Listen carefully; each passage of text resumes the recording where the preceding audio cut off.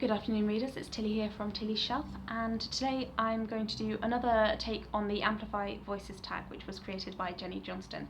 So this tag is a response to the ongoing Black Lives Matters protests initiated by the murder of George Floyd. And last week I read out an extract of The Stone Sky by N.K. Jemisin. This week I am going to do a reading from another book that I've been reading that is not from a white European perspective, but this one is from the perspective of Rigoberta Menchú. It subtitles this an Indian woman in Guatemala, but she is a Quiche Maya indigenous. There is really noises going on outside. My partner is rebuilding the garage, so I'm sorry for those interruptions. I don't have a door in this room that I can shut to block out some of the noises. So she is from an indigenous community in Guatemala. I am just going to briefly show you whereabouts she is based. So when I did this tag last week, I didn't really do it properly because I didn't tell you that much about the author, but I'm going to tell you a little bit about Rigoberta Menchú today. So this is, can you see that? That is Central America, so it's really hard to hold this at the same time. So that's coming down from Mexico, and then Guatemala is this country here in the middle. Then zooming in, this screen just shows Guatemala, and Rigoberta, it really doesn't show up very well, does it? She lives with her family in the Altiplano, which is this area around here. And then she works in fincas, which are like large coastal plantations, as a young child and teenager with her family in this area kind of here. And then the second extract that I'm going to read is when she's working as a maid in Guatemala, La Capital, like the capital city, which is just like there. Yeah, that wasn't very clear. And then here I've got a picture of her as she is now. It's not maybe the best picture, but I tried really hard to find a picture which would show you more of her outfit. So a lot of them just show kind of like head and shoulders, but I really wanted to kind of focus on just the amazing traditional garments that she's wearing. So this top one is called a huipil, and it is like hand woven and embroidered, and you don't necessarily know what those symbolisms are, but a lot of women will make these themselves, and she talks about making her own ones, and the different aspects of them will be representative of things from either her indigenous communities' beliefs, or also from Catholic beliefs, which have become quite blended for a lot of people. So she talks about that in her testimony, which I will get to in a minute. At the bottom she's wearing a corte, which again is hand woven, and she talks about weaving those, and these take hours and hours and hours of work. And one of the things that comes up when she goes to Guatemala La Capital is that she only has one set of clothes, and she is just used to living in those clothes completely, including sleeping in those clothes, and that causes a lot of prejudice and discrimination on the part of her employer, who buys clothes for her and then forces her to work for free to pay for the clothes that have been bought, even though she would normally wear clothes that have taken months and months and months to create. She's just kind of like forced to take what she's been bought. So it causes one of the aspects of tension in the books kind of relates to that.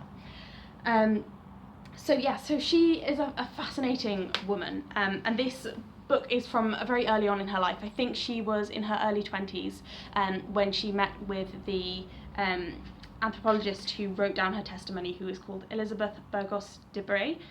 This copy was translated by Ann Wright, so it was narrated in Spanish and then translated into English.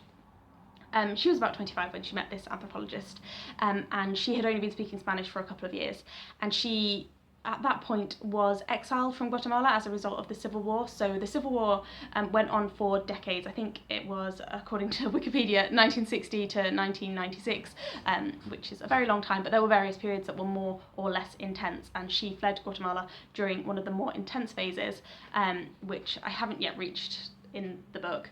And just wanted to kind of spread information about her community and about the experiences that they had through this.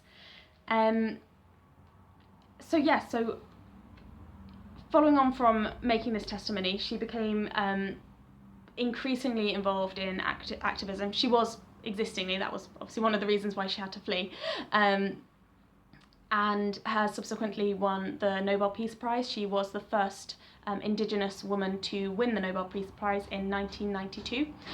She has run for president of Guatemala twice, unsuccessfully both times, with a very small share of the vote, because it is still a country that is quite dominated by, I don't think anyone would strongly object to me saying political corruption. I know that there was a huge corruption scandal 1 or 2 years ago surrounding the re-election of the current president. I might be getting the details on that wrong. I just remember friends of mine telling me about it who are from Guatemala and just being infuriated by the corruption at the time.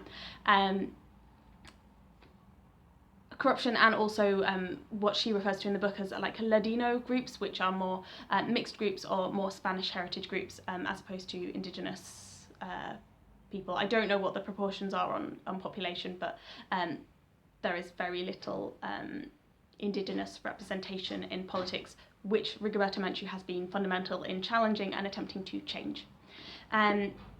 Yes, so I'm going to read 2 little extracts. So I have chosen them because they show what her life is like in 2 different phases and the work that she has to do. The first one is about the death of a little boy who she calls her brother. There has been some controversy relating to her testimony in the past where somebody has gone back, and I don't know what would motivate you to do this. I don't know why you would be so keen to discredit somebody that you would go back and pick apart and like look back into details of their life in order to like try and take them down. And I kind of have to suspect the motives for doing that. Somebody has gone back and looked at her past history, and they claim that this brother did not exist. In counteraction to that, Menchú has explained, and she even says in this book, before anyone contradicted her or anything, that she is not just talking about her own life, but she's also talking about the life of her community. And to me, what it feels would make sense is that this little boy that she talks about is not her personal brother, but a boy in the community who she would obviously know very well, and probably as well as a brother. So yes, so that's my my view. I thought I should mention that there was controversy over this before I read it, but I don't think that completely devalues the things that she says. So I'm going to read about the death of this little boy, and the reason I've chosen this particular extract is because it really shows the injustice of the system that her community is forced into when they are forced to come and work on these fincas, these huge estates, to harvest coffee and cotton and so on. But the way that she tells it, she doesn't speak about that injustice. She speaks about the upset that it causes, but it's like her and the community take it for granted that this is what is going to happen, and she doesn't really have any sense of protest against this. Then I'm going to read a little bit about, if I haven't gone on for too long already, I'm going to read a little extract where she is working as a maid in Guatemala City, and that is a point where she almost seems to awaken a little bit more to the sense of injustice and inequality, perhaps because it's more like face-to-face racism that she's experiencing, and she seems to become more motivated to rebel against that. So, bear with me, I'm going to read the first extract, and that is from the chapter 7, Death of Her Little Brother in the Finca. The little boy died early in the morning. We didn't know what to do. Our 2 neighbours were anxious to help my mother, but they didn't know what to do either, not how to bury him or anything. Then the caporal told my mother she could bury my brother in the finca, but she had to pay a tax to keep him buried there. My mother said, "I have no money at all." He told her, "Yes, and you already owe a lot of money for medicine and other things, so take his body and leave." We didn't know what to do. It was impossible to take his body back to the Altiplano. It was already starting to smell because of the humidity, the heat on the coast. None of the people living in our galera wanted my brother's body to stay there, of course, because it was upsetting. So my mother decided that even if she had to work for a month without earning, she would pay the tax to the landowner or the overseer to bury my brother in the finca. Out of real kindness and a desire to help, one of the men brought a little box, a bit like a suitcase. We put my brother in it and took him to be buried. We lost practically a whole day's work over mourning my brother. We were all so very sad for him. That night, the overseer told us, "Leave here tomorrow." "Why?" asked my mother.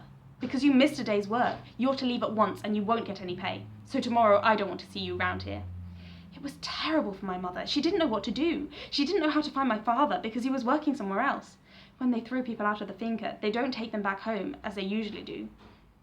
Usually when the time comes to go back to the Altiplano, the same contracting agents take us back to our village, so that we don't have to worry about how we're getting back, or about any transport, or even where we are.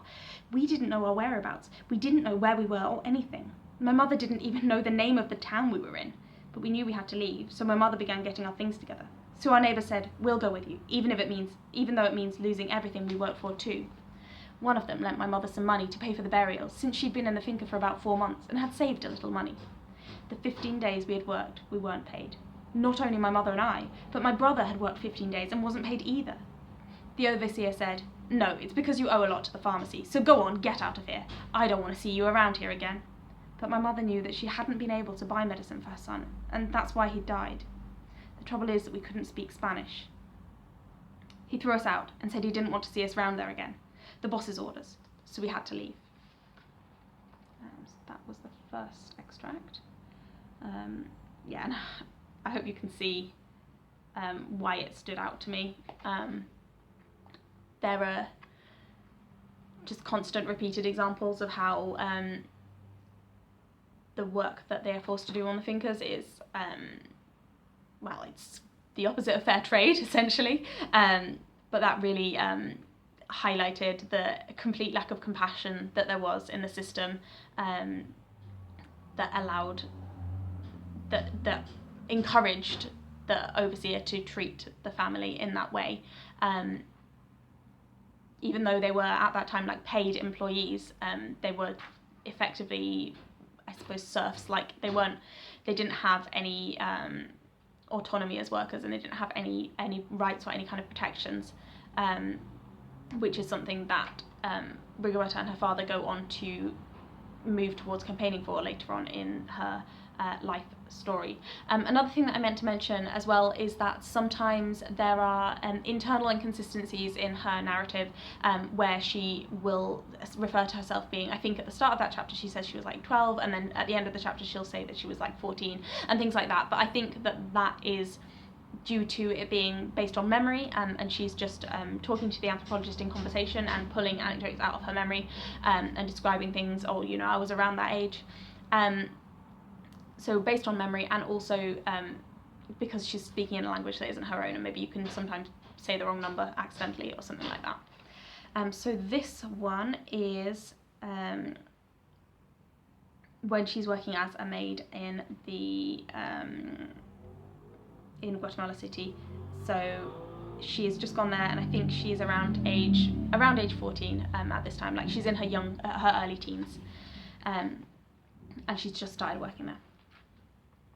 And that was when I discovered the truth in what my grandmother used to say, that with rich people, even their plates shine. Well, yes, even their toilets shine. At home, we don't even have one.